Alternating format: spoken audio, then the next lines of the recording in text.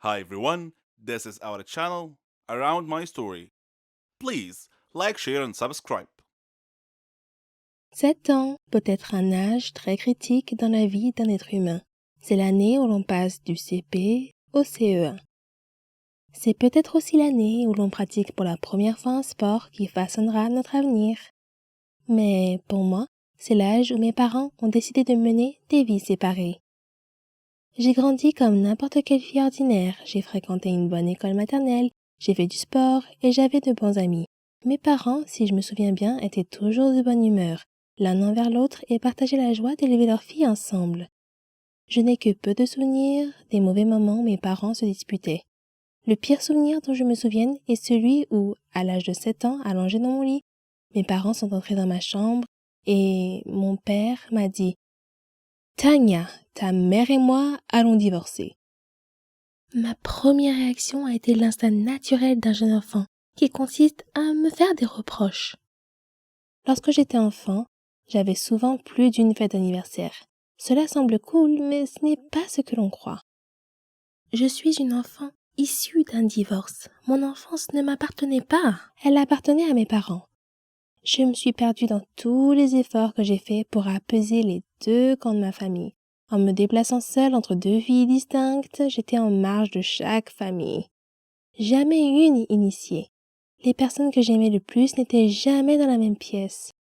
Et beaucoup d'entre elles ne savaient même pas qu'elles existaient.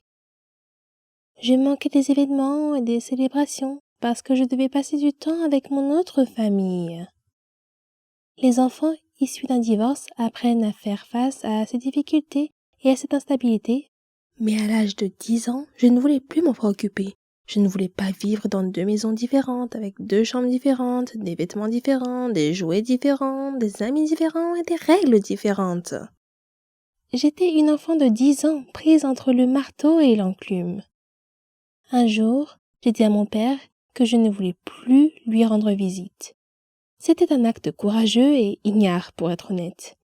Nous ne saurons jamais si c'était la bonne décision ou non, mais à l'époque, aucun de mes parents ne possédait la stabilité émotionnelle nécessaire pour trouver une solution plus positive.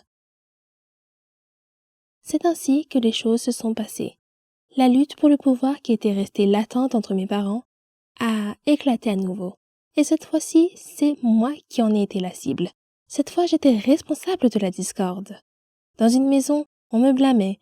Dans l'autre, j'étais une victime. Il n'y avait plus de fêtes d'anniversaire multiples. Au lieu de cela, il y avait la stabilité et la cohérence dans une maison, la colère et l'évitement dans l'autre. Les choix entraînent des conséquences et, au fil du temps, j'ai perdu le contact avec la famille de mon père. Il est difficile de rester en contact avec des personnes liées à quelqu'un que l'on a repoussé. Des cousins avec lesquels je jouais ont été rayés de ma vie. Nous ne nous sommes plus jamais rendus visite. Était-ce parce qu'il était préférable de garder les liens coupés? Ou était-ce ma punition pour avoir été une horrible enfant?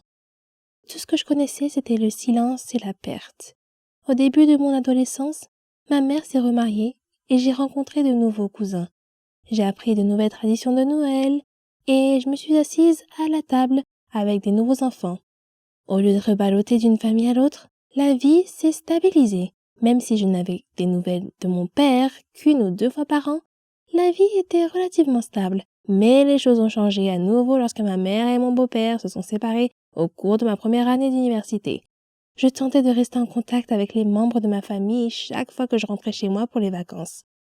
Encore une fois, j'essayais de faire plaisir à tout le monde, alors que l'anxiété envahissait mes pensées. Avec qui dois-je passer le réveillon de Noël? Dois-je rendre visite à telle ou telle famille?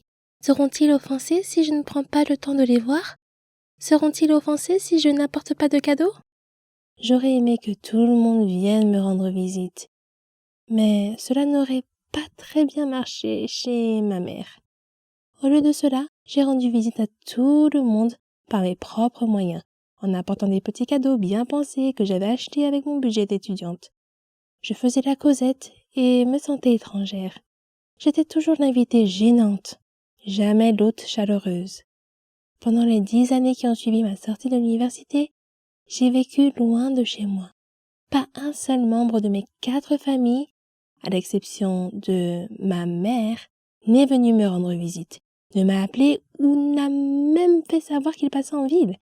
Pourtant, chaque fois que je rentrais chez moi pour Noël, je programmais des visites, j'achetais des cadeaux et je prenais le temps de voir autant de personnes que possible.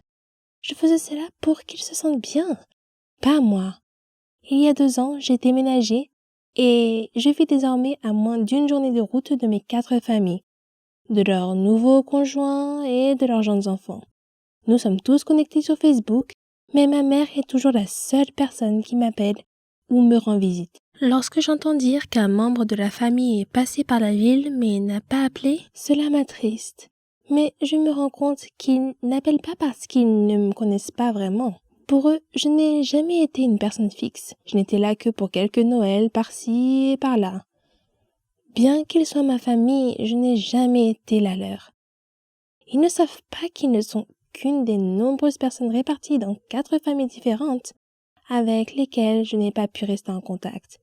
Parfois, le divorce nous disperse trop pour que nous puissions nouer de véritables liens familiaux durables.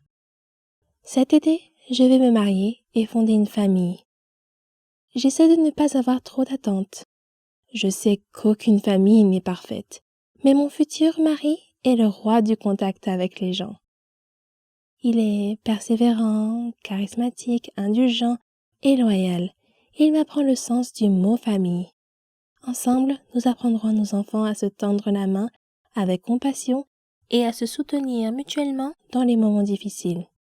Je me languis de joie et d'amitié avec ma nouvelle famille et j'ai l'intention de faire tout ce qui est en mon pouvoir pour rester mariée. Je m'appelle Laura et enfant, j'avais besoin d'un amour inconditionnel. Mais au lieu de câlins et de sorties en famille, mes souvenirs les plus marquants sont ceux de querelles amères. Ma mère n'a jamais voulu d'enfant, dit-elle. Elle m'a dit que la seule raison pour laquelle elle ne s'est pas fait avorter est qu'elle a découvert la grossesse trop tard. Mon père est parti quand j'étais très jeune, ce qui a rendu ma mère très rancunière. Elle devait rester et être la mère responsable, ce qu'elle détestait. Un jour, mes grands-parents m'ont emmenée avec eux et je me souviens avoir pensé « Voilà ce que devrait être une vraie famille ». La relation s'est complètement dissoute lorsque j'étais adolescente. Le premier amour de maman a toujours été les hommes et quand j'avais 15 ans, elle a déménagé en Afrique pour un petit ami sans me le dire. C'est quelque chose que je n'ai pas pu pardonner, d'autant plus qu'il n'y a jamais eu d'explication ou d'excuse. Elle m'a contactée depuis, mais toujours pour me demander de l'argent. C'est pourquoi j'ai pris la décision de couper les ponts avec elle. Je mets le comportement de ma mère sur le compte d'une éducation horrible, mais elle ne peut pas trouver les mêmes excuses pour son père. Mon père a eu une enfance charmante, mais il n'a aucune émotion ou empathie pour qui que ce soit. Cela fait 7 ans que nous ne nous parlons plus. Bien qu'elle soit proche des parents de son père et qu'il l'ait encouragée à réparer leur relation, elle n'en a tiré que de la souffrance. Après avoir quitté ma mère, il a fondé une nouvelle famille. J'ai eu beaucoup de mal à le supporter, alors qu'il avait fait si peu d'efforts avec moi. Les problèmes que j'ai eus avec ma mère et mon père ont gravement affecté ma santé mentale tout au long de ma vie. Aujourd'hui, je vois régulièrement un thérapeute qui m'aide à gérer mes émotions. Lorsque je me marierai l'année prochaine, aucun de mes parents ne sera invité. J'ai grandi en pensant que j'avais fait quelque chose de mal pour que mes parents ne veuillent pas de moi. Mon seul regret est de ne pas avoir dit à mon père à quel point je le détestais. Je ne déteste pas ma mère, j'ai juste pitié d'elle et j'aimerais qu'elle se rende compte de ce qu'elle a fait. Mettre fin à tout contact avec un parent peut sembler extrême, mais pour moi, il s'agissait d'un acte d'autopréservation. Mon père est parti quand j'avais 8 ans et je n'ai pas parlé une seule fois à ma mère depuis que j'ai déménagé en Allemagne il y a 10 ans.